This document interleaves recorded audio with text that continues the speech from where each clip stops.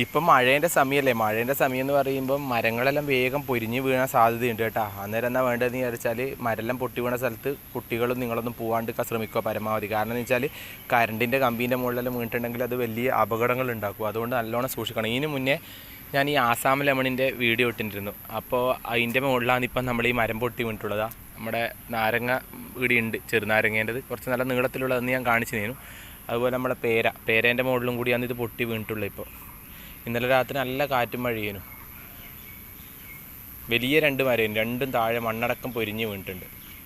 ഇതാ പേരേൻ്റെ അവസ്ഥ കാണില്ല, നിറച്ചും പേരൊക്കെ ഉണ്ടായിരുന്നു. എന്താ നിറച്ചും പേരൊക്കെ ഉണ്ടായിരുന്നു, പക്ഷേങ്കിൽ ഒറ്റയടിക്ക് പൊട്ടി വീണു. അതിൻ്റെ മുകളിലാണ് വീണിട്ടു. ഇതാ അവസ്ഥ കാണുന്നില്ലേ, ഇത്ര വലിയ 2 മരം വീണ. ഇതാ ഇങ്ങനെ പൊരിഞ്ഞ് വീണിട്ടുണ്ടാ. ഇതാ മഴ പെയ്തിട്ട് നമ്മളെ കളർമാരെല്ലാം നല്ല അടിപൊളിയായിട്ട് കാണുന്നില്ലേ, വെള്ളത്തിലാണ് ഉള്ളത് കേട്ടോ. നോക്കിയാട്ടെ.